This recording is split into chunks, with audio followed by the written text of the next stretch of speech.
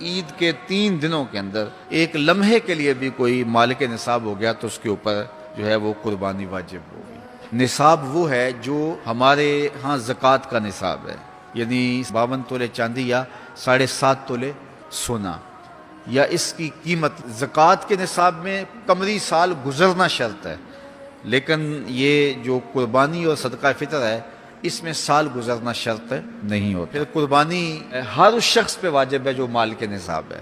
بعض اوقات گھر کے اندر کئی افراد مال کے نصاب ہوتے ہیں تو سب پہ واجب ہوگی۔ قربانی واجب آپ نے ادا کر لی اور اپنی طرف سے نفلی بھی دینا چاہتے ہیں تو یہ بھی آپ کو اجازت ہے۔ ہمارے آقا و مولا نے ایک قربانی اپنی طرف سے، ایک قربانی اپنی امت کی طرف سے پیش کی ہے، تو اگر امتی اپنے آقا کی جانب سے قربانی پیش کرتا ہے تو یہ اجر و ثواب کا باعث ہے۔ 3 حصے کر کے دوست احباب کے لیے، غرباء کے لیے اور اپنے لیے تقسیم کر لیں تو یہ قربانی کی روح کے مطابق ہے۔ سارا اگر خود استعمال کرنا چاہیں تو بہرحال اس کی بھی اجازت ہے، لیکن قربانی کی روح کے منافی ہے۔ جس کو گوشت لگتا ہے اس کو کھال بھی لگتی ہے۔ جس طرح گوشت آپ خود بھی کھا سکتے ہیں تو کھال خود بھی استعمال کر سکتے ہیں، یعنی آپ کھال کا مسلح بنا کے گھر رکھ سکتے ہیں، کھال کو اپنے گھر کی کسی ضرورت میں جو ہے وہ لا سکتے ہیں، لیکن قربانی کی کھال بیچ لیں اور اس کی قیمت اپنے مصرف میں لائیں یہ نہیں کر سکتے۔ قربانی کی کھال اگر بیچ لی ہے تو اس کے پیسے صدقہ آپ کر سکتے ہیں، کسی دوست کو دے سکتے ہیں، کسی غریب کو دے سکتے ہیں۔ تو قربانی کی کھال جس کو مرضی دیں، لیکن بہتر یہ ہے کہ قربانی کی کھالیں مدارس دینیہ کو دی جائیں، چونکہ یہ مستحق بہت زیادہ ہیں۔ مدارس دینیہ کے بجٹ کا زیادہ تر انحصار قربانی کی کھالوں پہ ہوتا ہے۔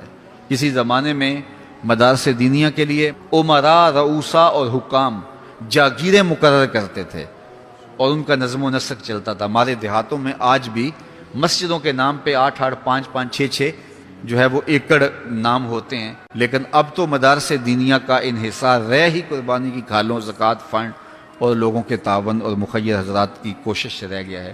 اس لیے اپنے مدارس کی طرف بہت زیادہ توجہ دینے کی ضرورت ہوتی ہے، اور قربانی کی کھالیں کوشش کر کے خود مدارس دینیہ کے اندر پہنچائیں۔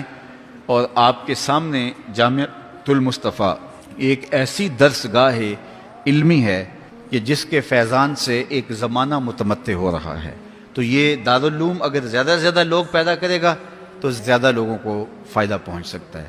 تو اس لیے نہ صرف قربانی کی کھالیں بلکہ اس ادارے کے ساتھ آپ کا ہر طرح کا تعاون درکار ہے۔ سب سے بڑا تعاون آپ کا اس ادارے کے ساتھ محبت کا تعاون درکار ہے۔